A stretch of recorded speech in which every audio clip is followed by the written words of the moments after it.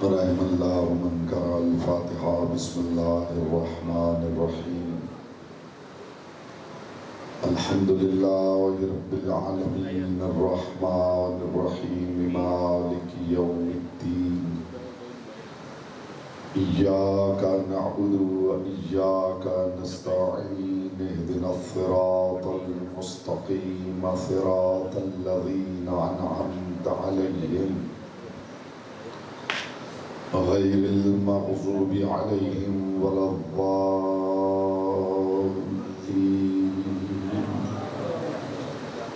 فصل علی محمد وآلہ الطیبین واللعنۃ اللہ علی اعدائہم اجمعین۔ مل کے بلند آواز سے صلوات پڑھیں محمد و آل محمد۔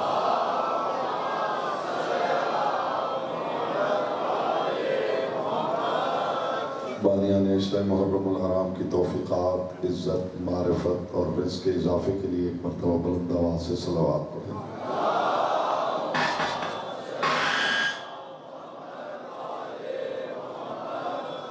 جتنے مومنین تشریف فرما ہیں درود ایسے پڑھیں جیسے پڑھنے کا حق ہے، بلند آواز سے محمد و آل محمد۔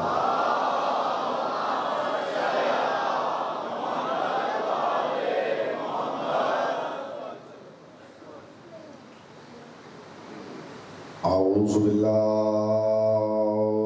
من الشیطان الرجیم، بسم اللہ الرحمن الرحیم۔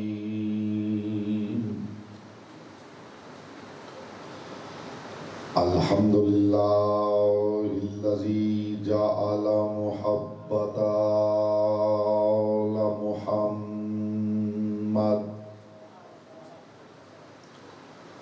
نعیما دائما وحسنا قائما،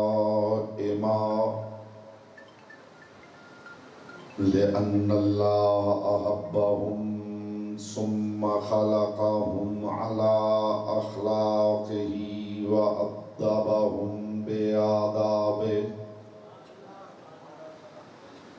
وتربیۃ الخلق وحراستها من دابه، ثم خلق الکون والمکان فخلق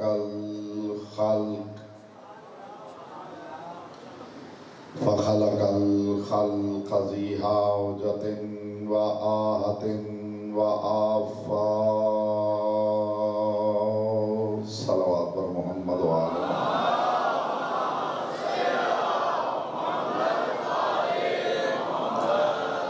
اما بعد فقد قال اللہ تبارک و تعالی فی کلامہ الاعلی وکتابہ المبین والمتین والحسین۔ بسم اللہ الرحمن الرحیم۔ ان اللہ وملائکتہ یصلون علی النبی یا ایہا الذین آمنوا صلوا علیہ وسلموا تسلیما۔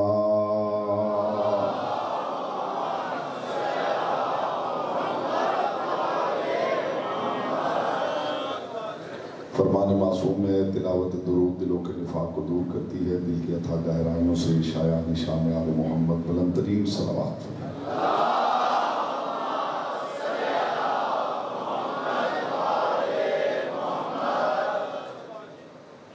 حضرات دیوکار، محبان اہل اطہار، شیعان حیدر کرار، برادران اہل سنت، ساکنان بزم معرفت، سرمستان مہکدہ ولایت، بعنوان فلسفہ درود میں بقدر ظرف، بقدر معرفت، بقدر استعداد عقل و عرفان معروضات آپ کی مقدس اور لطیف سماعتوں کی بارگاہ میں ہدیہ کر رہا ہوں۔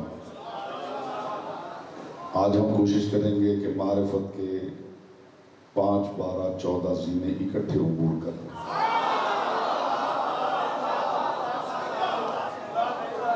میں ایک لمحہ ضائع کیے بغیر براہ راست گفتگو کا آغاز کر رہا ہوں۔ پروردگار عالم اپنی کتاب لا ریب میں ارشاد فرما رہا ہے، ان اللہ و ملائکتہ یصلون علی النبی، دیکھو اس بات میں شک نہ کرنا کہ اللہ اور اس کے ملائکہ نبی پر درود بھیجتے ہیں۔ یا ایھا الذین آمنوا صلوا علیہ وسلموا تسلیما، اے ایمان والو تم نبی پہ درود بھی بھیجو اور سلام بھیجو، ایسا سلام جس سے بہتر سلام بھیجا ہی نہ جا سکتا۔ میری کوشش ہے کہ ابتدا میں ہی زمین ذہن زرخیز ہو جائے اور تخم معرفت بونا آسان ہو جائے۔ ہمارے کاموں کی فہرست اور ہے، اللہ کے کاموں کی لسٹ اور ہے۔ جو ہم کرتے ہیں وہ نہیں کرتا، اور جو وہ کرتا ہے وہ ہم کر نہیں سکتے۔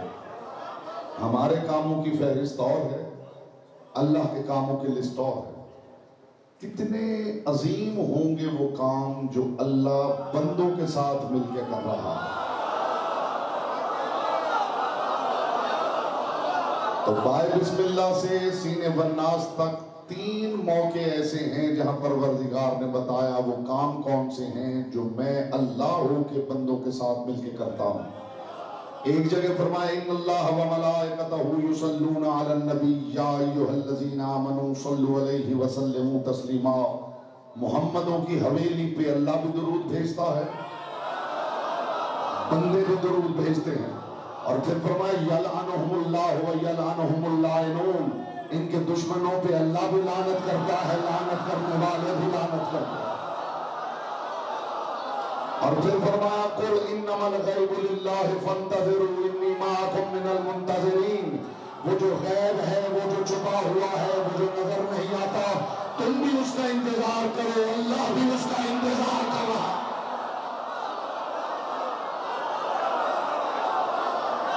آپ سلامت رہیں، محمد کی بیٹی بیٹار سے راضی رہیں۔ آپ زینت مجلس ہے حضور، جیئے آپ جیئے، مالک آپ کی توفیقات خیر میں اضافہ فرمائے۔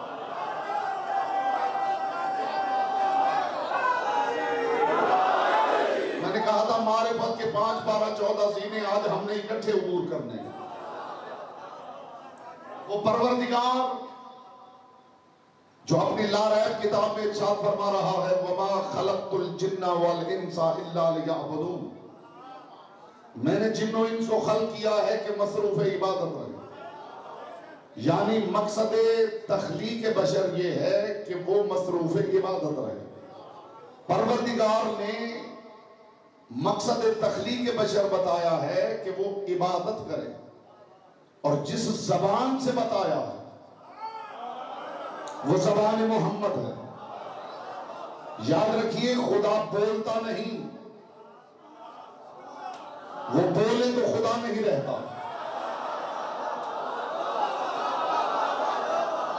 یہ میرا جملہ نہیں، امیر متقیان فرماتے ہیں کہ خدا بولتا نہیں، وہ بولے تو خدا نہیں رہتا۔ کسی نے پوچھا یا علی خدا کیوں نہیں بولتا؟ علی نے فرمایا اس لیے کہ جب کوئی بولتا ہے تو اس کے دہن سے آواز خارج ہوتی ہے، اور جس کی ذات سے کوئی شے خارج ہو جائے وہ خدا نہیں ہوتا۔ اب مسئلہ یہ ہے کہ اللہ بولتا نہیں اور اس نے کرنی ہے ہماری ہدایت، ہم اس تک جا نہیں سکتے، وہ ہم تک آ نہیں سکتا۔ تو معصوم فرماتے اللہ نے اپنے اس کمال کی مجبوری کے لیے 14 زبانیں خلق کی ہیں۔ وہ جب بولتا ہے کسی محمد کی زبان سے بولتا۔ جی تو وہ پروردگار، میں 5 جگہ اشرے پڑھ رہا ہوں، اتنا لمبا سفر کر کے آ رہا ہوں، آپ کو لگ رہا ہے کہ یہ اشرے آخری اشرہ ہے؟ نہیں لگ رہا؟ اچھا میں حضور میں یہی کمنٹ کرنے لگا تھا کہ آپ کو بھی نہیں لگ رہا اور مجھے بھی نہیں لگ رہا کہ آپ بھی سارا دن سن کے یہاں تشریف لاتے ہیں۔ یہ ذکر ایسا با کمال، وہ پروردگار جو ہمیں ہماری تخلیق کا مقصد سمجھا رہا ہے مگر زبان محمد سے۔ تو جس مصطفیٰ کی زبان سے پروردگار نے تخلیق کا مقصد سمجھایا، اس مصطفیٰ نے فرمایا کہ تمہاری تخلیق کا مقصد ہے عبادت، اور پھر رسول نے فرمایا الدعاء مخ العبادہ، دعا عبادت کا مغز ہے. خدا نے کہا تمہاری تخلیق کا مقصد عبادت ہے. مصطفیٰ نے کہا کہ دعا عبادت کا مغز ہے. اور پھر جن کے کندھوں پہ کائنات کے رسول نے بقائے دین کی گٹھڑی رکھ دی تھی، ان علیوں نے فرمایا صلاتکم علینا جواز الدعا، جو درود ہم پہ پڑھتے ہو وہ تمہاری دعا کا جواز ہے. میں ایک جملہ بھی اپنے موضوع سے ہٹ کے کہنے کے لیے تیار نہیں. جی جملہ میں نے آپ کے باب شعور کے باہر روکا کہ اسے دخول ملے تو حاضر ہو. مقصد تخلیق عبادت، مغز عبادت دعا، جواز دعا درود. جو سمجھے ہیں وہ لائق تحسین ہیں. جی آپ جو سمجھے ہیں وہ لائق تحسین ہیں، اور جو نہیں سمجھے ان کے لیے آسان کرتا ہوں. جواز اس شے کو کہتے ہیں جس کے بغیر شے جائز نہ رہے. پیغام دے دیجئے ایک علی والے کا ساری امت کو، محمدوں کے گھر پہ تم درود نہ بھیجو، تمہاری دعا جائز نہیں ہوتی. قبولیت تو بہت دور کی بات ہے.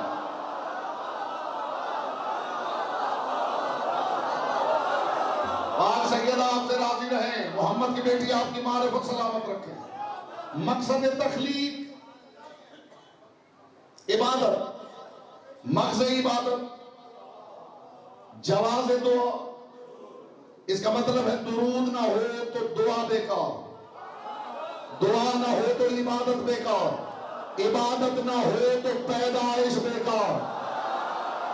اس لیے معصوم نے فرمایا صلو علینا بالاسواق طہارتا و تزکیتا لانفسکم، ہم پہ درود اونچی آواز میں پڑھا کرو تاکہ تمہاری نسل طاہر ہوتی رہے.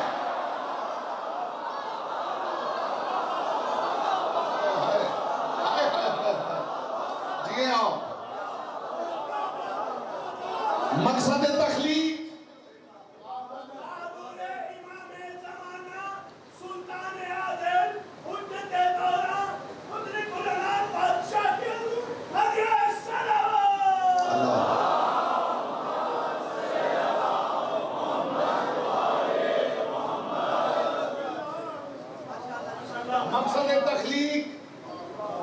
عبادت، مغز عبادت، جواز دعا. درود نہ ہو تو دعا بیکار، دعا نہ ہو تو عبادت بیکار.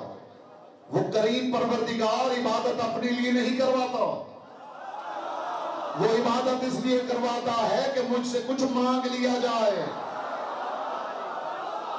اور کائنات میں یا علی ہے یا پھر یہ حوصلہ عزادار کا ہے. علی بھی عبادت نہ جنت کے لالچ میں کرتا ہے نہ جہنم کے خوف سے، عزادار بھی عبادت نہ جنت کے لالچ میں کرتا ہے نہ جہنم کے خوف سے. یہ بولتا وہ ہے جس کی زبان ذکر کی امانت.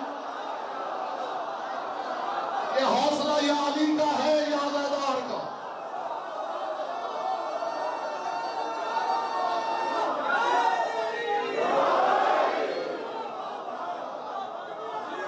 میں اس بندے کو عزادار ماننے کے لیے تیار ہی نہیں جو اس لیے سینے پہ ہاتھ مارتا ہو کہ جاتے ہوئے حسین سے گاڑی مانگ لوں گا.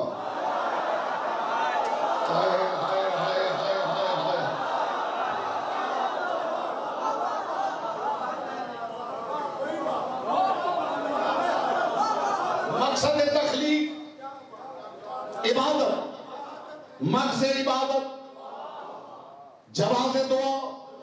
اس کا مطلب ہے درود نہ ہو تو دعا بیکار، دعا نہ ہو تو عبادت بیکار، عبادت نہ ہو تو پیدا ہونا بیکار. کیا آپ کو نہیں لگتا، یوں لگتا ہے جیسے مہد سے لحد تک خدا چاہتا ہے بندے سے فال محمد پہ درود بھیج میں.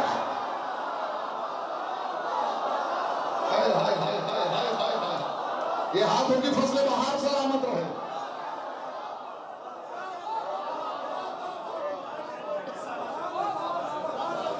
درود بھیجو ان پر، درود بھیجو. 14 صدیاں ہو گئی ہیں امت کو درود بھیجتے ہوئے.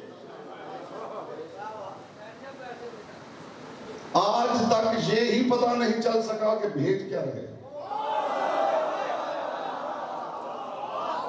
انشاءاللہ ان مجلسوں میں پتہ چلے گا کہ کیا بھیج رہے ہیں، اور یہ بھی پتہ چلے گا کہ بھیج رہے ہیں یا مانگ رہے ہیں۔ یہ امت کے فقیر کب سے غنیوں کے گھر تحفے بھیجنے لگے ہیں۔ جو خاموش ہے اسے توجہ ہی نہیں فرمائی، میں نے کس معیار کی بات کی ہے۔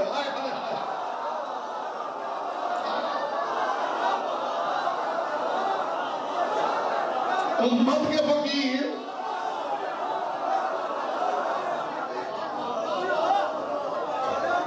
کے فقیر کب سے غنیوں کے گھر تحفے بھیجنے لگے؟ تم بھیجو گے انہیں رحمت، تم رحمت کے گھر پہ رحمت بھیجو گے۔ پانی کی پیاس بجھانا چاہتے ہو، رزق کو روٹی کھلانا چاہتے ہو، علم کو کتاب پڑھانا چاہتے ہو، جہالت کی لالٹین ہاتھ میں پکڑ کے نور پہ روشنی ڈالنا چاہتے ہو۔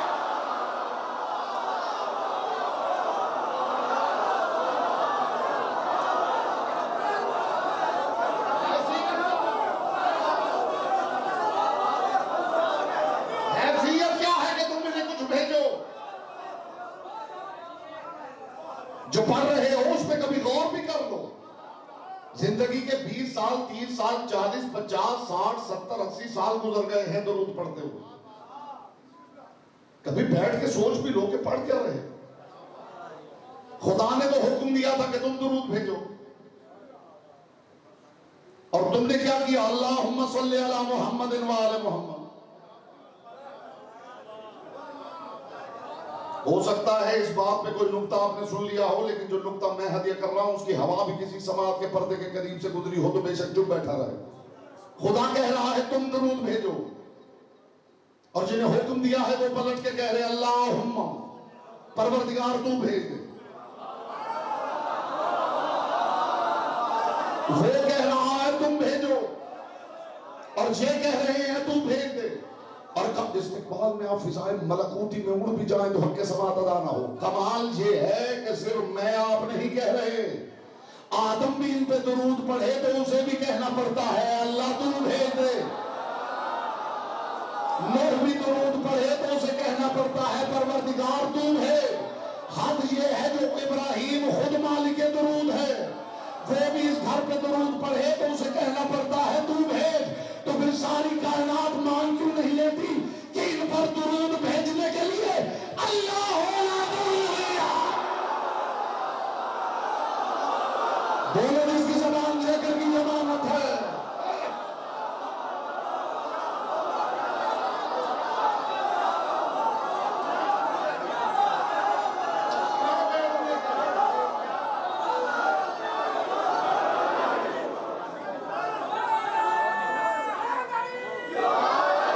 انہیں کچھ بھیجنے کے لیے، میں بغیر دلیل کے بات کرنے کا عادی نہیں ہوں، کہیں تو خدا کی قسم ساری رات سے ایک بات پہ دلائل پیش کرتا رہوں کہ ان پر درود بھیجنے کے لیے اللہ ہونا ضروری ہے، بلکہ لفظ بدلو معانی کی کائنات بدل جائے، انہیں کچھ بھی بھیجنے کے لیے اللہ ہونا ضروری ہے۔ اس لیے کہ بھیجی وہ شے جاتی ہے جو بھیجنے والے کے پاس ہو، اور اس کے پاس نہ ہو جسے بھیجی جا رہی ہے۔ امت کے فقیروں تمہارے پاس ایسا ہے کیا جو علیوں کے گھر میں نہیں ہے؟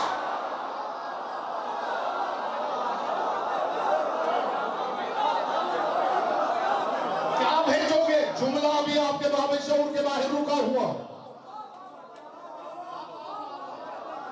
تمہاری حیثیت کیا ہے کہ تم انہیں کچھ بھیجو؟ بھیجی وہ شے جاتی ہے جو بھیجنے والے کے پاس ہو، جسے بھیجی جائے اس کے پاس نہ ہو۔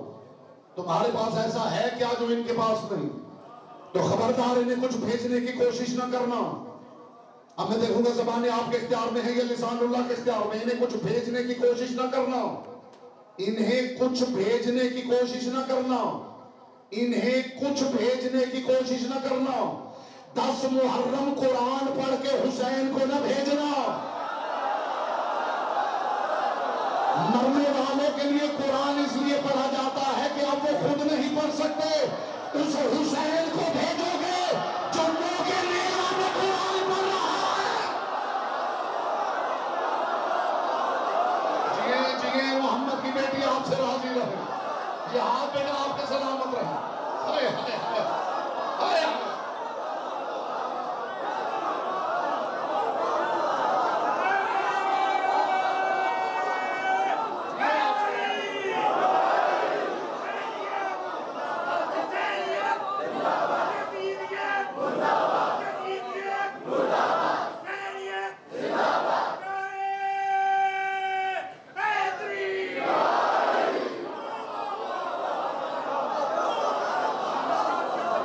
لوگ درود پڑھ رہے ہیں، یہاں پڑھے لکھے اذہان تشریف فرما ہیں، ایک شعور کا گفٹ لے کے جائیے. لوگ کیا بھیج رہے ہیں؟ اچھا، کمال کی بات یہ ہے کہ ساری دنیا درود پڑھ رہی ہے، فقط علی والے ہیں جو صلوات پڑھ رہے ہیں.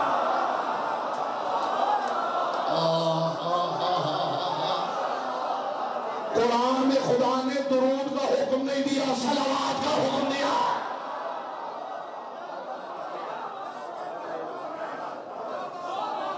اچھا، یہ بھی سن لیجئے کہ یہ درود کیا ہوتا ہے. لفظ درود یہ نہ عربی کا لفظ ہے نہ اردو کا، یہ ہے پرشین.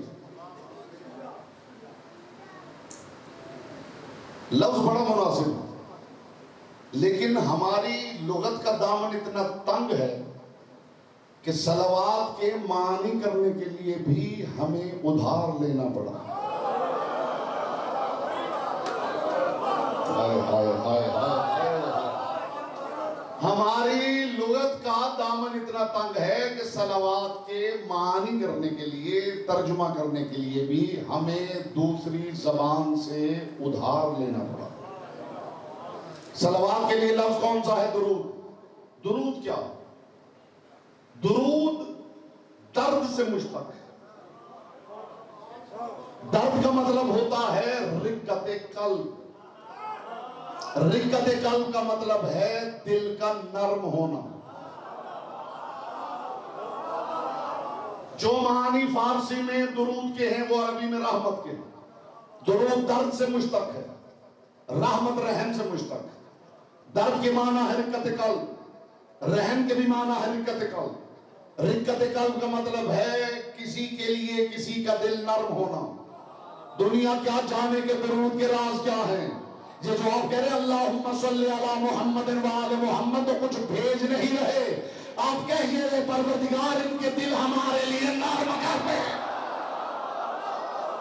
بولو جس زبان سے کہ یہ امانت ہے، کتنے قیمتی تبرک میں نے پیش کیا. ان کے دل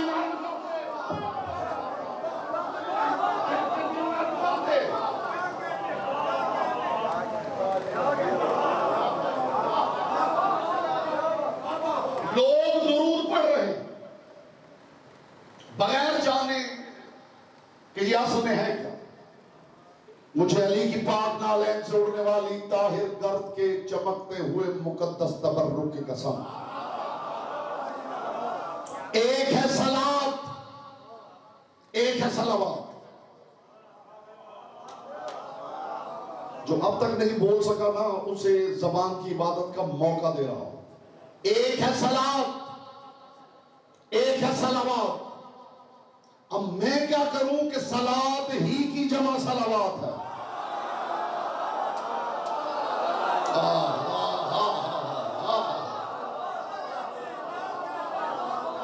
یہ جملہ میں نے کہہ دیا ہے، خدا کی قسم اگر آپ تشریح کا کہیں ساری رات یہ غریق تکثیر اس جملے کی تشریح کر سکتا ہے. صلات ہی کی جمع صلوات ہے، یعنی صلات پھیلے تو صلوات بنتی ہے. میں ترازو کے ایک پلڑے میں صلات رکھوں گا، ایک میں صلوات، اور دونوں کا موازنہ آپ کے سامنے پیش کروں گا. ایک ہے صلات، ایک ہے صلوات. صلات اقرار لسان ہے، صلوات تسکین قلب و جان ہے.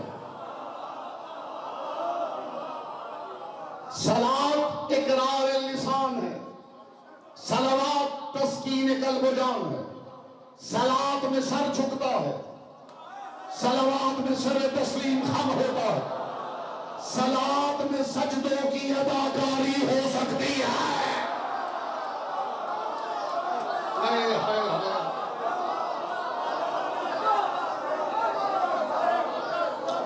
کچھ سامعین پریشان ہو گئے ہیں کہ مولانا صاحب نے صلات سجدے اداکاری یہ جوڑا کیسے.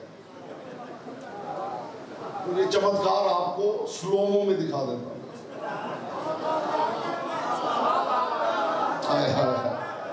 میرے پاس حضور علمی تبرک بھی ہوتا ہے، عرفانی بھی اور ادبی. یہ کانسیپٹ سلو مو میں دکھا دیتا ہوں تاکہ جلدی جلدی گزر نہ جائے، آپ تسلی سے دیکھ سکیں. آج کل آپ کو پتا سلو مو کا بڑا رواج ہے. جو صاحب گھر سے دہی لینے نکلے ہوئے ہیں ان کا بھی سلو مو چل رہا ہے کہ ایک ہاتھ میں ڈول ہے، وہ ڈول یوں جاتا ہے پھر یوں آتا ہے. اور امت کے سیانے بیٹھ کے اسے دیکھ رہے ہیں.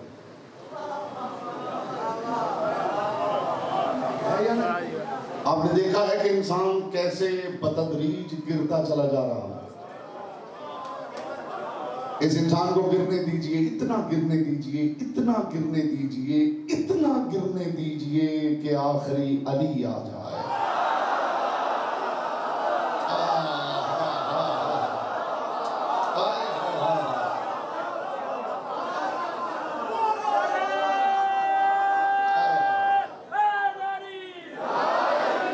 جس نے گرنے اور علی کا لطف لیا ہے نا، وہ سماعت قابل قدر ہے. میں نے کہا ہے کچھ پریشان ہو گئے، کچھ مومنین نے داد دی ہے، کچھ سہم گئے کہ مولانا صاحب نے کیا کہہ دیا. سجدوں کی اداکاری ایک ہوتی ہے، سجدوں کی ادائیگی ایک ہوتی ہے. سجدوں کی اداکاری بزم ملائکہ میں فرشتے سجدوں کی ادائیگی کر رہے تھے اور ابلیس مستقبل سازی کے لیے سجدوں کی اداکاری کر رہا تھا. خدا جانے کون کون ہے جو کس کس بزم میں سجدوں کی اداکاری کرتا.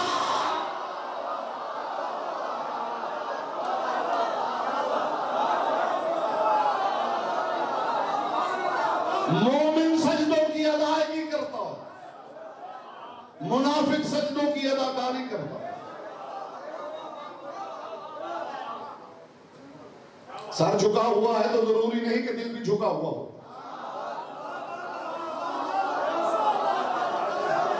سوال ہے تو میرا آپ کیجیے. سر جھکا ہوا ہے تو ضروری نہیں کہ دل بھی جھکا ہوا ہو. اور خدا جھکے ہوئے سر نہیں دیکھتا، وہ دیکھتا ہے دل جھکا ہے یا نہیں، نیت نے سجدہ کیا ہے یا نہیں، مزاج نے سجدہ کیا ہے یا نہیں. تو جتنا بھی متقی ہو وہ دعوے سے نہیں کہہ سکتا جب میں مصلی پہ حالت سجدہ میں ہوتا ہوں تو مجھے خدا کے سوا کوئی خیال نہیں آتا. کوئی ایسا دعوے دار ہو تو میرے سامنے لائیے. خیالوں سے جان نہیں چھوٹتی جتنا بھی کوئی متقی ہو، بلکہ جیسے جیسے تقویٰ بڑھتا ہے ابلیس کا حملہ بڑھتا ہے اور خیالات بڑھتے جاتے ہیں. پھر ہمیں پوچھتے ہو کہ ہم نے 12 ہی کیوں مانے ہیں. اس معیار کا ہے تو لے آؤ. خدا کی قسم اس معیار کا ہو تو میں آج بھی بیعت کرنے کو تیار ہوں. خیال سجدے میں بھی ساتھ نہیں چھوڑتے اور علی فرماتے سجدہ لکا سوادی و بیاضی و خیالی. پروردگار گواہ رہنا میرے سر بھی تیرے سجدے میں ہے، میرا رنگ بھی تیرے سجدے میں ہے، میرا خیال بھی تیرے سجدے میں ہے.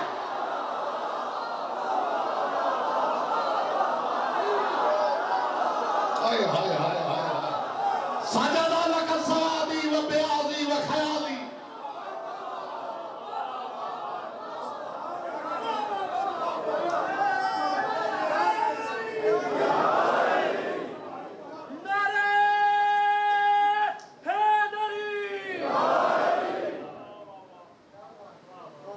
آج لے آؤ بیٹا، کل میں لے آؤں گا.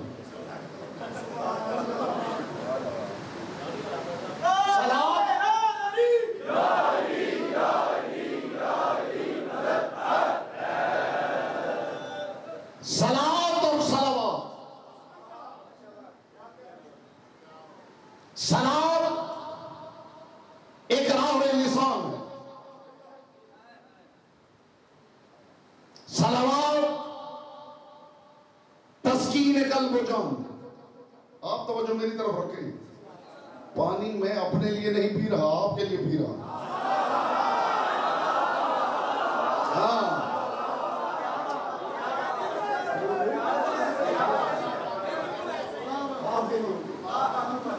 صلوات اقرار لسان ہے، صلوات تسکین قلب و جان. صلوات میں سر جھکتا ہے،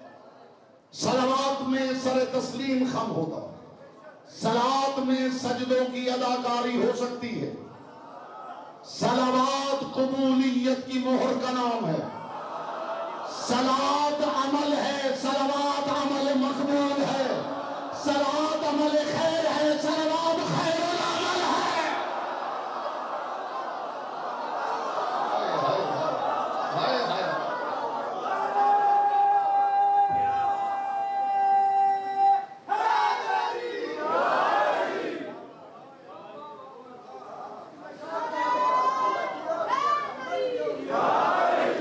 پانی زیادہ ٹھنڈا تھا تو تھوڑی دیر میں منہ میں تھوڑی دیر رکھنا ضروری تھا تاکہ ٹیمپریچر اتنا ہو جائے۔ محمد والے محمد پر برانچار سلامات۔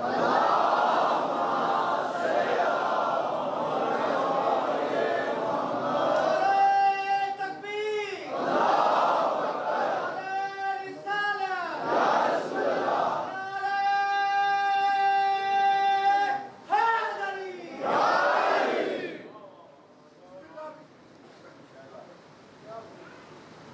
سلام آگے بڑھے۔ مجھے منہ میں پانی گرم کرنے کے لیے تھوڑا سا ٹائم چاہیے، جو آپ نے دے دیا ہے آپ کی مہربانی۔ شہنشاہ معظم بقیت اللہ فی الارض امام زمانہ بلند سلامات۔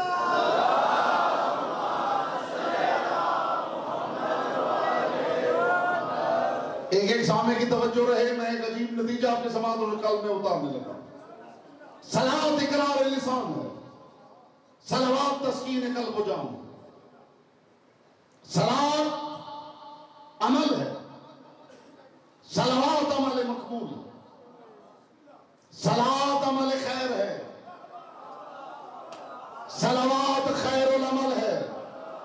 اللہ جانے قدیر میں کیا ہوا ہے کہ کائنات کے رسول نے اپنا مؤذن ہی بدل دیا ہے۔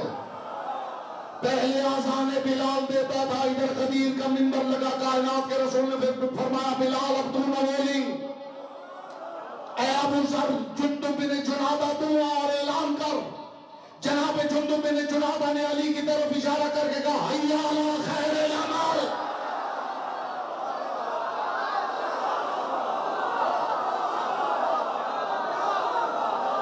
صلوات عمل خیر ہے، صلوات خیر العمل ہے۔ مجھے علی کی پاک نالین سے اڑنے والی طاہر گرد کے چمکتے ہوئے مقدس تبرک کی قسم، حقیقت یہ ہے کہ یہ آل محمد پر صلوات ہے، جس کے سبب اللہ کی عبادت کا نام صلاۃ ہے۔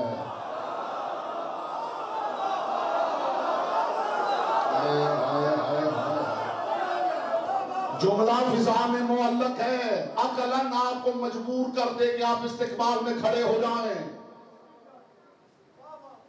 یہ اس گھر پہ صلوات ہے، جس کی وجہ سے اللہ کی عبادت کا نام صلاۃ ہے، اور خدا کی قسم صلوات کو صلاۃ پہ اتنی فوقیت حاصل ہے کہ اگر صلاۃ نماز پڑھ رہی ہو تو صلوات آ کے پشت پہ بیٹھ سکتی ہے۔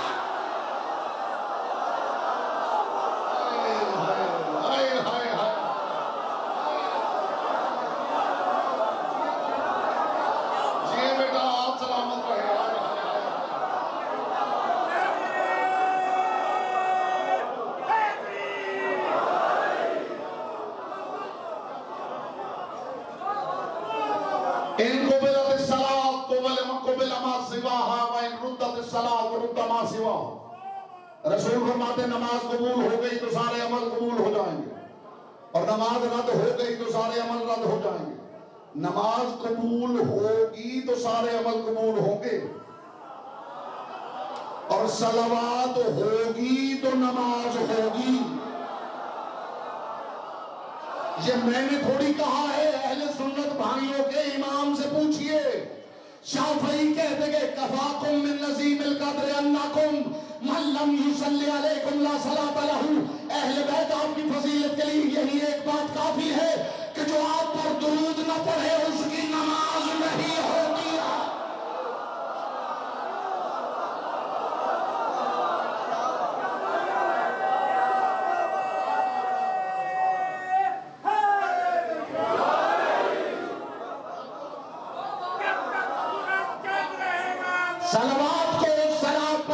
فوقیت حاصل ہے کہ اگر صلاۃ سجدے میں ہو تو صلوات آ کے پشت پہ بیٹھ سکتی ہے. کتنی فوقیت ہے, کس کس پر فوقیت ہے صلوات کو. ایک بندہ حج کر کے پلٹا, سرکار صادق الفطرت کی یہ آیا اور اس نے کہا فرزند رسول حج کرنے گیا تھا. امام نے فرمایا تجھے مبارک. فرزند رسول مبارک تو ٹھیک ہے لیکن ایک بڑی گڑبڑ ہو گئی. امام نے فرمایا کیا ہوا؟ فرزند رسول یہاں سے گیا تھا, سارے راستے دعائیں یاد کرتا رہا کہ طواف کرتے ہوئے کون کون سی دعا پڑھنی ہے. پتہ نہیں کیا ہوا, دوران طواف مجھے ساری دعائیں بھول گئی. ماسٹر کی دینے لگا ہوں, یونیورسل نسخہ دینے لگا ہوں. فرزند رسول اللہ جانے کیا ہوا, جب میں وہاں پہنچا تو طواف شروع کیا تو ساری طواف کی دعائیں ہی بھول گئے. امام نے فرمایا پھر تو نے کیا کیا؟ طواف نہیں کیا. تو فرزند رسول طواف تو کیا. تو امام نے فرمایا کیا کیا؟ کہنے لگا کہ مجھے سوائے درود کے اور کچھ یاد نہیں. میں درود پڑھ پڑھ کے طواف کرتا رہا. عزت علی کی قسم میرے امام نے فرمایا کعبے نے تجھ سے اچھا شخص دیکھا ہی نہیں. بولو گے کہ زبان دے کر کی امانت ہے.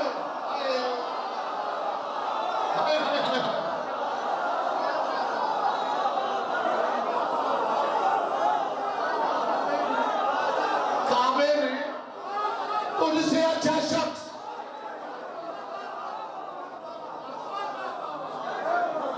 ایک جملہ کہوں, لطف لے لیجئے گا, یہ جملہ امام کا ہے. امام نے فرمایا کعبے نے تجھ سے اچھا شخص دیکھا ہی نہیں ہے. جسے تم پتھروں کا سمجھتے ہو اس کا مطلب ہے وہ بھی دیکھتا ہے. ہائے ہائے ہائے ہائے ہائے. آپ کو یقین نہیں آیا؟ سمد العرب قمر حرم رئیس بلاد عرب و عجم جناب عمران نے ابو طالب. ایک جملہ کہوں گا, اللہ کرے آپ قدر کر سکیں تو مجھے لطف آئے. سمد العرب قمر حرم رئیس, اور میں دیکھوں گا کہ کہاں آپ نے محسوس کیا کہ وہ بات کیا تھی. سمد العرب قمر حرم رئیس بلاد عرب و عجم جناب عمران نے ابو طالب. وہ ابو طالب جس کی آپ کے نبی نے پناہ لی ہے.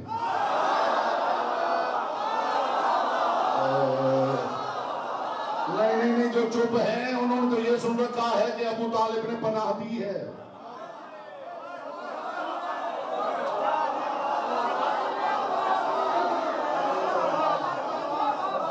ابو طالب نے مصطفیٰ کو پناہ دی نہیں. آپ کو یقین نہیں آ رہا, تاریخ پڑھ کے دیکھ لیجئے. جناب عبد المطلب کے 10 بیٹے تھے, 9 چچا ہیں میرے رسول کے. جناب حمزہ, جناب عباس, جناب زبیر, حارث, مقوم, حجل, ایداق, ابو طالب, عبداللہ رسول خدا کے والد گرامی. 9 چچا ہے رسول. باقیوں کے تو تمہیں نام بھی نہیں آتے.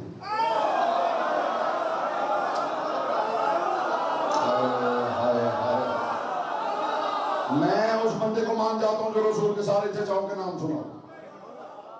اچھا, باقیوں کے بارے میں تو تم نے کوئی تحقیق نہیں کی کہ انہوں نے کلمہ پڑھا تھا یا نہیں پڑھا. آپ پوچھ لیجئے گا, کل اپنے علاقے میں محلے میں پوچھ کے آئیے گا کہ مولانا صاحب یہ فرمائیے کہ حضرت مقوم نے کلمہ پڑھا تھا یا نہیں. یہ بتائیے کہ حضرت حجل نے کلمہ پڑھا تھا یا نہیں.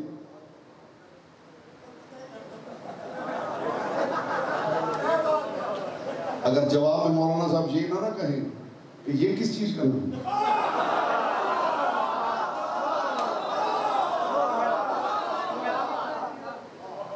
باقی چچاؤں کے تو تمہیں نام بھی نہیں آتے. ایک آج آگے ابو طالب نے کلمہ نہیں پڑھا, ابو طالب نے کلمہ نہیں پڑھا. بہت دیر پہلے میں نے آپ کے شہر میں ایک مجلس پڑھی تھی, پتہ نہیں کس کے سامنے کو وہ یاد ہوگی جی, 2012 میں. ایک جملہ ہدیہ کر رہا ہوں, میرے سامنے آ گیا ہے, میں بخل نہیں کرنا چاہتا. جناب ابو طالب نے کلمہ نہیں پڑھا. ہاں تو نہیں پڑھا.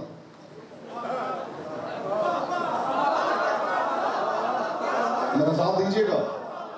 میں ممبر کی بلندی پہ عزاخانے میں حسینیت کو ریپرزینٹ کرتے ہوئے اعلان کر رہا ہوں، نہیں پڑھا ابو طالب نے کلمہ، نہیں پڑھا ابو طالب نے کلمہ. پریشان ہو گئے آپ؟ اعلان کر دیجئے باہر، دنیا کو مبارکباد پیش کر دیجئے کہ ہم مان گئے ہیں کہ ابو طالب نے کلمہ نہیں پڑھا. اب تو راضی ہو، اب تو خوش ہو جاؤ ہم سے. نہیں پڑھا ابو طالب نے کلمہ. کیوں پڑھے ابو طالب کلمہ؟ کلمہ تو وہ پڑھے جس سے دنیا کو بتانا ہو میں مسلمان ہو گیا. بولو جس کی زبان سے کیونکہ امانت ہے. نہیں لفظ بدلتا ہوں، معانی کی دنیا بدل جائے. کلمہ تو وہ پڑھے جسے دنیا کو بتانا ہو میں مسلمان ہو گیا ہوں. کلمہ تو وہ پڑھے جس نے ابھی ابھی حبر کے قدموں سے سر اٹھایا ہے.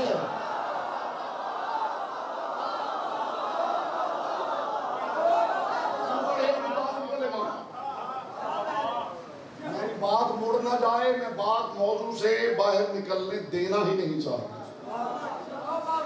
بات آ گئی ہے تو اللہ کے کرا. کیوں پڑھے ابو طالب کلمہ؟ اچھا آپ کا خیال ہے جس بندے نے کلمہ نہ پڑھا ہو وہ مسلمان ہی نہیں ہوتا؟ ہے؟ بولیے، ہوتا ہے؟ پکی بات؟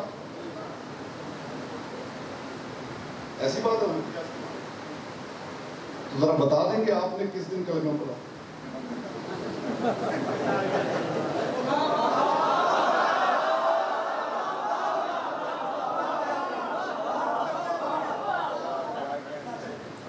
جو بندہ چپ بیٹھا ہے نا، میں ہر اس بندے سے پوچھوں گا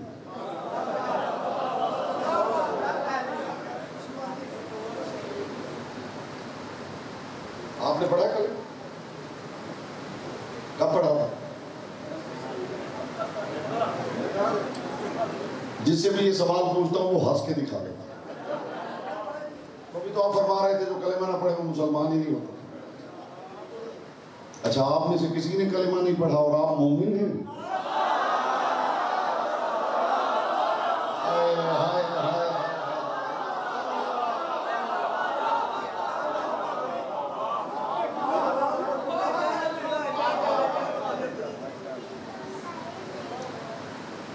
ایک صاحب سے میں نے پوچھا آپ نے کب کلمہ پڑھا تھا؟ مومن تھے بھائی اپنے. میں نے کہا آپ نے کب کلمہ پڑھا؟ ان کا کہ میں بہت چھوٹا تھا جب میں نے کلمہ پڑھا. بندہ کنفیوز ہو جاتا کہ بتاؤں کیا کہ کب کلمہ پڑھا.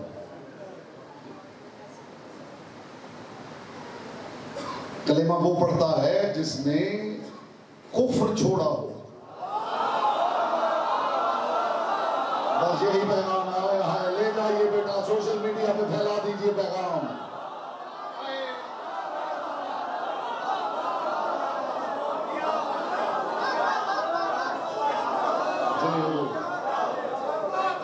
چلیے یوں نہیں تو یوں صحیح، یوں نہیں تو یوں صحیح. جناب ابو طالب نے کلمہ نہیں پڑھا تو جو رسول کے باقی چچا ہیں مجھے دنیا کی کسی کتاب میں دکھائیے کہ انہوں نے کب کلمہ پڑھا. جناب مقوم نے کب پڑھا، جناب حضل نے کب پڑھا، جناب عداق نے کب پڑھا، جناب زبیر نے کب پڑھا، جناب حارث نے کب پڑھا، جناب عباس نے کب پڑھا، جناب حمزہ نے کب پڑھا. اچھا چلیے انہیں بھی چھوڑ دیجیے. 4 بیٹے ہیں ابو طالب.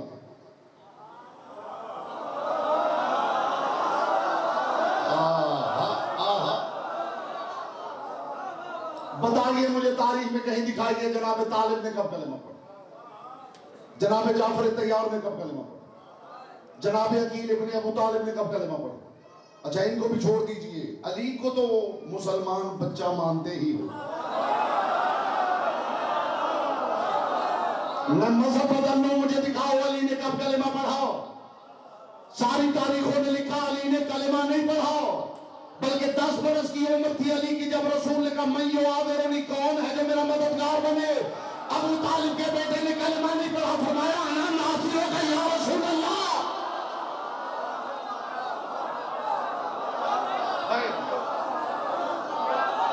میں آپ کا مددگار، اللہ کے رسول میں آپ کا مددگار.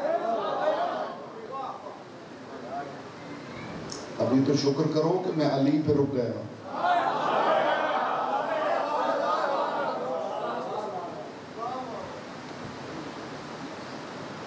فلاں نے کلمہ نہیں پڑھا، فلاں نے کلمہ نہیں پڑھا. جاؤ دنیا کی تاریخ کی کتابیں اکٹھی کرو، مجھے دکھاؤ زبیر نے کب کلمہ پڑھا، حارث نے کب پڑھا، عراق نے کب پڑھا، مکوم نے کب پڑھا، حجل نے کب پڑھا، عباس نے کب پڑھا، حمزہ نے کب پڑھا، طالب نے کب پڑھا، جعفر نے کب پڑھا، عقیل نے کب پڑھا، خود علی نے کب پڑھا. جاؤ یا ان سب کا کلمہ پڑھنا دکھاؤ، یا آج کے بعد مان لو یہ سارا خاندان دنیا میں کلمہ پڑھنے نہیں آیا، کلمہ پڑھانے آیا. سماعتیں سماعتیں سماعتیں سماعتیں.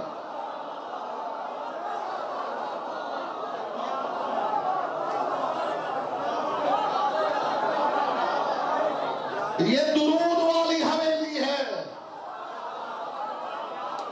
یہ کچھ بھی پڑھنے نہیں آئی. ہائے ہائے ہائے. رسول اللہ کے بارے میں، علی کے بارے میں تو آپ جانتے ہی ہیں، ممبروں سے بات ہوتی ہے کہ کوئی بندہ دکھاؤ جس نے انہیں پڑھایا ہو، تو میں مذہب بدل لیتا ہوں، مجھے وہ بندہ دکھاؤ جس نے ابو طالب کو پڑھایا.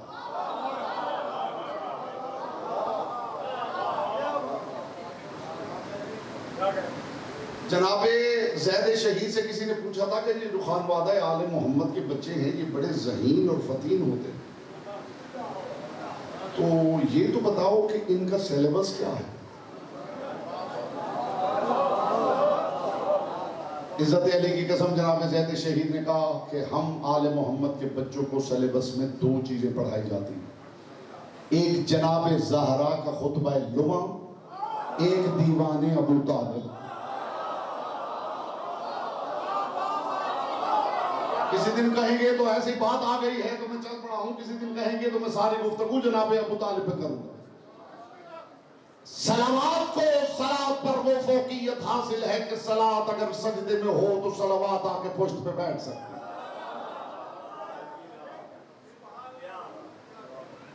پروردگار نے قرآن میں جو حکم دیا ہے وہ حکم یہ ہے کہ اللہ اور اس کے فرشتے نبی پہ درود بھیجتے ہیں. اے ایمان والو تم بھی نبی پہ درود بھیجو. کس پہ درود بھیجو؟ ولایت علی کی اینک لگا کے آیت پڑھی جائے تو بڑی گہری ہوتی ہے.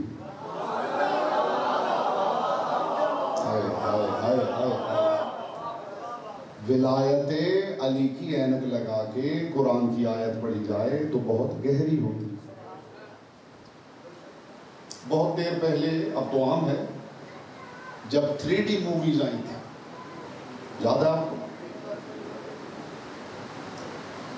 تو وہ کیسے دیکھی جاتی تھی؟ بولیے. 3D گلاسز کے ساتھ. اچھا وہ گلاسز لگاتے تھے تو وہ 3D نظر آتی تھی، اور جو گلاسز اتارتا تھا اسے دھندلا نظر آتا، اسے بلر دکھائی دیتا. عزت علی کی قسم یہی معاملہ قرآن کے ساتھ. لطف آ گیا ہے، جو سمجھے ہیں خدا کی قسم لطف آ گیا. عزت علی کی قسم ولایت کی اینک لگا کے اسے پڑھا جائے تو قرآن اپنی ساری ڈائمنشن ظاہر کر دیتا ہے، اور ولایت علی کی اینک اتار کے پڑھا جائے تو قرآن بھی بلر ہو جاتا.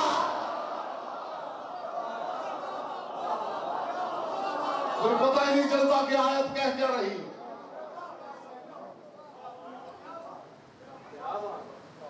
میں کل سے انشاءاللہ، جیسے وہ 3D این کے بانٹی جاتی تھی، کل میں ولایت کی این کے مجمع میں بانٹوں گا،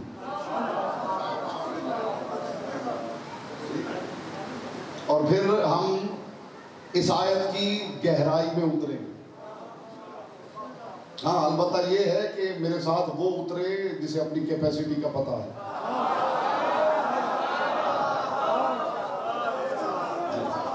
سانس چھوٹی ہو تو زیادہ گہرا نہیں اترنا چاہیے.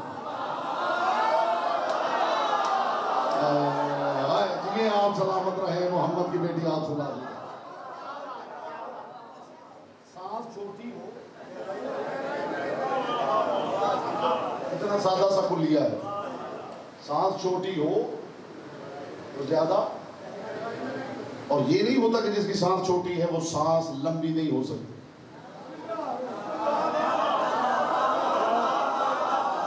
سانس لمبی نہ ہو سکتی ہوتی تو یزید کی فوج سے نکلنے والا علیہ السلام نہ ہو گیا ہو. میں کہاں سے لاؤں وہ لفظ جو اتر جائے آپ کے دل میں.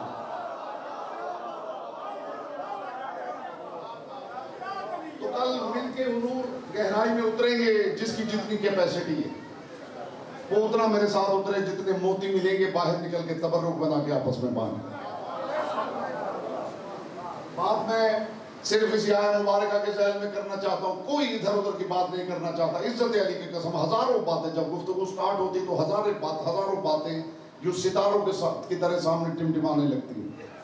اور مشکل ہو جاتی ہے سلیکشن کہ کون سا شعور کا ستارہ دہلیز عرفان مومن پہ اتارا ہے. پھر بڑا مشکل ہوتا ہے اپنے آپ کو روکنا. لیکن میں الحمدللہ میری پریکٹس ہے میں روک لیتا ہوں, باغیں کھینچ لیتا ہوں. ورنہ اتنی باتیں کہ میں آپ کو کیا بتاؤں. قیامت آ جائے اور باتیں ختم ہوں. مخدوم کونین آپ کو سلامت رکھے. آج کی حد تک گفتگو تمام ہوئی. اب مل کے رو لیتے ہیں.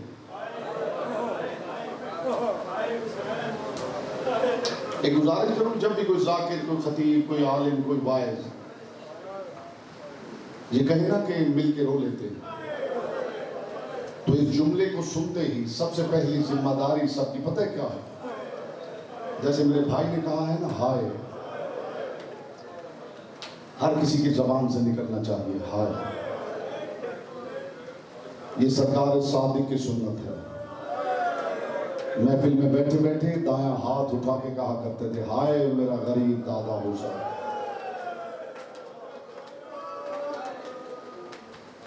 جو رو سکے وہ رو لے, جو رو نہ سکے وہ رونے والی شکل بنا لے, سینے پہ ہاتھ مار لے. ہائے تو گونگا بھی کہہ لیتا ہے, ہائے تو گونگا بھی کہہ لیتا ہے. 2 محرم یہ جو دن گزرا ہے, آج ہی کے دن علی جیسے باپ کے سامنے نہ آنے والی بہنوں کو ساتھ لے کے حسین کربلا پہنچے. مرحبا مرحبا مرحبا. یہ شہر پہ کوئی خاص اللہ کی رحمت ہے کہ ایسے عزادار یہاں تشریف فرما ہے.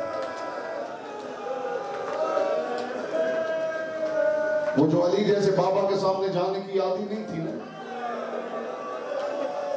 ایسی بہنوں کو ساتھ لے کر زہرا کا غریب بیٹا کربلا کی سرحد پہ پہنچا. شام کی مسافرہ بی بی فرماتی جب میں بابا سے کہتی تھی نا بابا میں نے ماں کی قبر پہ جانا, تو علی سر جھکا کے کہتے تھے زینب سورج کے ڈوبنے کا انتظار. مرحبا مرحبا مرحبا مرحبا. یہی حق ہے محمد کی بیٹی کو پرسہ دینے کا جس انداز سے آپ پرسہ دے رہے ہیں. علی فرماتے تھے زینب ذرا سورج کو ڈوبنے دے. بی بی فرماتے میں انتظار کرتی سورج غروب ہو جاتا. میں پھر بابا سے کہتی بابا سورج ڈوب گیا ہے, بابا اب لے جائیے نا ماں کی قبر پہ. علی فرماتے آ بیٹی میری پشت کے پیچھے. بی بی فرماتی علی باہر نکلتے دائیں بائیں دیکھتے اور پھر مجھے کہتے میری حیاؤں کی مالکن بیٹی میرے پیچھے چلتی آ. بی بی فرماتی اپنے امیر بابا کے پیچھے پیچھے چلتے ہوئے میں قبرستان تک پہنچتی. قبرستان آتا تو بابا رکتا اور رک کے کہتا زینب بیٹی یہاں رک جاؤ. بی بی فرماتی میں رک کے دیکھتی میرا بابا کرتا کیا ہے. میرا بابا قبرستان میں جاتا, قبروں پہ چلتے ہوئے چراغ اپنی ابا کے دامن سے بجھا دیتا, چراغوں کو بجھاتا اور پلٹ کے کہتا بیٹی مجھے گوارا نہیں کسی کی نظر تیرے سائے پہ پڑ جائے. یا زہرا یا زہرا یا زہرا. آج 2 محرم ہے, جی باجی بھر کے فرصت دینا محمد کی بیٹی کو. جسے قبر پہ لے جاتے ہوئے علی قبروں کے چراغ بجھاتے تھے, اس بہن کو لے کے آ گئے حسین کربلا. جب عقد ہونے لگا ہے نا بی بی کا, عبداللہ ابن جعفر تیار کو بلایا علی نے. بڑا پیار تھا بہن بھائی کا. کون سی ایسی بہن ہوگی جو بھائی سے ایسا پیار کرے. حسین جاتے تھے نا نانا کے مزار پہ, جب تک پلٹتے نہیں تھے شام کی مسافرت دروازے کی اوٹ میں کھڑی رہی. حسین گزرتے تو حسین کی ابا پکڑ لیتے. میرے بھائی اپنے حرموں کے پاس بعد میں جانا, کچھ دیر بہن کے سامنے بیٹھ, میں تیرے چہرے کی زیارت کرنا چاہتا ہوں. میں بہن بھائی کا پیار بتا رہا ہوں, جو اتنا پیار کرتی تھی نا حسین سے. اس کی عقد کا موقع آیا, عبداللہ ابن جعفر طیار کو بلایا علی نے. عبداللہ, علی جیسے امیر کی بیٹی سے عقد کر رہے ہو. عبداللہ تو بہت بڑا تاجر ہے, کیا حق و نہر مقرر کیا ہے میری بیٹی کو. علی کا جملہ سنا عبداللہ ابن جعفر طیار, کانپنے لگے. یا علی, میری کیا حیثیت, میری کیا مجال کہ میں آپ کی بیٹی کا حق المہر مقرر کروں. مولا امیر آپ حکم کیجئے نا, جائیداد لکھ دوں, ساری تجارت لکھ دوں, درہم و دینار لکھ دوں, ہیرے جواہرات لکھ دوں. عبداللہ ابن جعفر طیار چیزیں گنوا رہے ہیں اور ٹپ ٹپ علی کی آنکھوں سے آنسو بہ رہے ہیں. علی ابن ابو طالب نے عبداللہ کو قریب بلایا اور سینے سے لگا کے کہا, عبداللہ, علی کو درہم و دینار نہیں چاہیے, میری بیٹی کا حق المہر یہ ہے, جب حسین مدینہ چھوڑے تو نے میری زینب کو روکنا نہیں ہے. اگر حسین زینب کے بغیر چلا گیا, پیچھے زینب نہیں, جنازہ رہ جائے. اجرکم اللہ, اجرکم اللہ. محمد کی بیٹی گواہ رہنا, یہ اپنی میتوں پہ ایسے بیان نہیں کرتے جیسے تیرے گھر کی غربت پہ بیان کرتے. آدھی رات کے وقت حسین نے مدینہ چھوڑا. آج میں جی بھر کے مسائل پڑھنا چاہتا ہوں. آدھی رات کو حسین نے مدینہ چھوڑا. سرکار پاک العلوم سے شام کے سفر کے بعد, شام کے سفر کے بعد رخساروں کی عبادت کر لینا اگر جملہ پہنچ گیا اور درد کو آپ نے محسوس کر لیا. شام کے سفر کے بعد سرکار پاک العلوم کی اپنی مجلس ہوتی تھی, سید الساجدین کی اپنی مجلس ہوتی تھی, علی کی بیٹیوں کی اپنی مجلس ہوتی تھی. سرکار پاک العلوم کی بزم میں کسی نے سوال کیا, مولا, مدینہ سے مکہ, مکہ سے کربلا, کربلا سے شام, شام سے پھر مدینہ, مدینہ سے پھر شام, شام سے پھر مدینہ, مولا سارا سفر آپ ساتھ رہے ہو, مولا یہ تو بتاؤ آپ کو سب سے زیادہ تکلیف کہاں ہوئی. مولا جب اکبر کو مرچی لگی رو کے میرے امام نے فرمایا بڑی تکلیف تھی. مولا جب قاسم کی لاش پامال ہوئی رو کے امام نے فرمایا بڑی تکلیف تھی. مولا جب اصغر تیر کا پانی پی کے آیا امام نے فرمایا بڑی تکلیف تھی. سائل نے قدموں پہ ہاتھ رکھے گا, مولا بتاؤ نا سب سے زیادہ تکلیف کہاں ہوئی. امام نے فرمایا یہ تکلیفیں بھی بڑی تھی لیکن مجھے سب سے زیادہ تکلیف اس وقت ہوئی جب میرے قریب دادا حسین نے مدینہ چھوڑا. میں دروازے کی اور سے دیکھ رہا تھا, میرا دادا دیواروں کے بوسے لیتا تھا اور بہن کر کے کہتا تھا, نانا تیری امت سو رہی ہے, میں بہنوں کو ساتھ لے کر. کیجئے کیجئے, جی بھر کے ماتم کیجئے, تسلی کے ساتھ جی بھر کے ماتم کیجئے. یہ راتیں ایسی ہیں, یہاں آنے کا مقصد یہ ہے جی بھر کے ماتم کیا.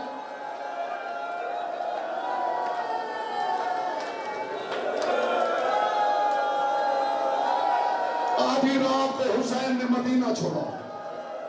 پاک سیدہ مجھے ہمت دے کہ میں یہ درد زداروں تک پہنچاؤں. آدھی رات کو حسین نے مدینہ چھوڑا. راوی کہتا میں کسی کام سے مدینہ آیا تھا, چلتے چلتے میں محلہ بنو ہاشم کی طرف سے گزرا. کہتا محلہ بنو ہاشم کی ابتدا میں نے ایک عجیب منظر دیکھا. میں نے دیکھا کہ ہاشمیوں کے گھر کے صدر دروازے کے باہر اونٹوں کی قطار ہے. ایک اونٹ آتا ہے, بیٹھتا ہے, اس میں کچھ سامان رکھا جاتا ہے, وہ اٹھتا ہے تو دوسرا اونٹ بیٹھتا ہے. کہتا میں ایک دیوار کی اوٹ میں کھڑا ہو گیا, میں یہ منظر دیکھنے لگا. کہتا اونٹوں پہ سامان لادا گیا.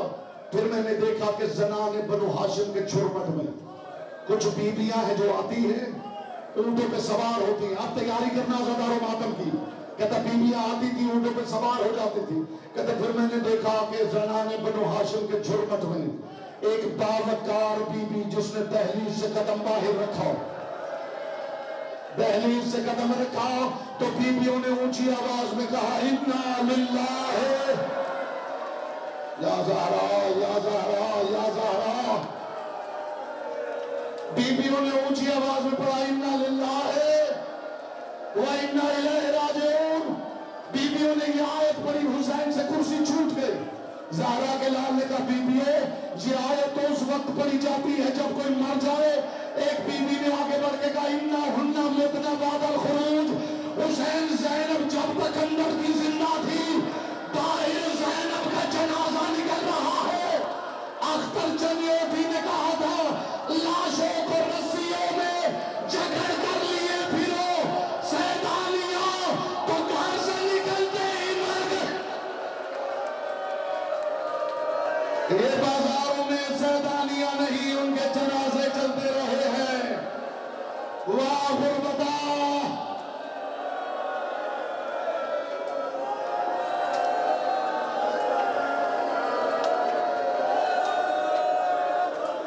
آدھی رات کو حسین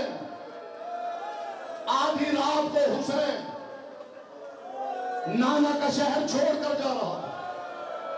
جسے ابھی تک آنسو نہیں آیا میں اس کے لیے دعا کرتا ہوں. محمد کی بیٹی اسے ایک آنسو کی کم از کم خیرات ضرور عطا کر. اس کی آنکھ کا کشکول یہاں سے خالی نہ جائے. آپ بھی دعا کریں بی بی آ گئے ہیں تو کم از کم ایک آنسو ضرور عطا کر. آدھی رات کو حسین نے مدینہ چھوڑا. عزادار رسول اللہ کا ایک صحابی ہے جس کا نام تاریخ میں ہے عروہ غفاری. یہ صحابی بہرا تھا. تاریخ میں لکھا اتنا بہرا تھا کانا لا تسمع صوت الرعد. بجلی کڑکتی تھی تو اس کی آواز نہیں سن سکتا تھا. 28 رجب کی رات اچانک اپنے بستر پہ تڑپ کے اٹھا اور اپنی زوجہ سے کہنے لگا میں تو بجلی کڑکنے کی آواز نہیں سنتا. یہ کون سی بیویاں ہیں جن کے رونے کی آواز میرے کانوں میں ماتم.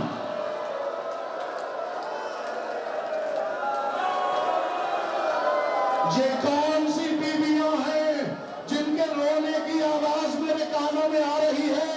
اس کی زوجہ نے کہا سارا مدینہ سو رہا ہے, علی کی بیٹیاں شہر چھوڑ کر. آجروں کو بل اللہ میں آپ کے لیے آجر کی دعا کر سکتا ہوں. چھوڑ دیا نانا کا شہر حسین نے. نانا کا شہر چھوڑ دیا حسین نے. آ گئے مکہ. حسین مکہ پہنچے. بہت سے حاجی حسین کے انتظار میں تھے. زہرا کا لال آیا. حاجی آگے بڑھے. جو حاجی آتا ہے حسین کے ہاتھوں کو دیکھتا. نہیں عزادار نہ سمجھے گا تو کون سمجھے گا. جو حاجی آتا ہے حسین کے ہاتھوں کو دیکھتا. زہرا کے لال نے کہا حاجیو میرے ہاتھوں کو کیوں دیکھتے ہو. حسین تیرا نانا بھی حج کرنے آیا تھا, تیرا بابا علی بھی حج کرنے آیا تھا, تیرے بھائی حسن نے بھی بہت حج کیے. یہ جب بھی حج کرنے آتے تھے اپنے ساتھ قربانی کے جانور لاتے تھے. حسین تیرے ہاتھ میں نہ کسی اونٹ کی مہار ہے نہ کسی دمبے کی رسی ہے. حسین تو قربانیاں نہیں لے کے آیا. یا زہرا کے لال نے آواز دی عباس ذرا اکبر کو بلا, ذرا قاسم کو بلا. یہ دیکھو یہ میری قربانی, یہ دیکھو یہ میری قربانی. اور حاجیوں ابھی دل نہ بھرا ہو تو فرمایا عباس ذرا رباب کی گود سے میرا اصغر لے آ. ایسی قربانیاں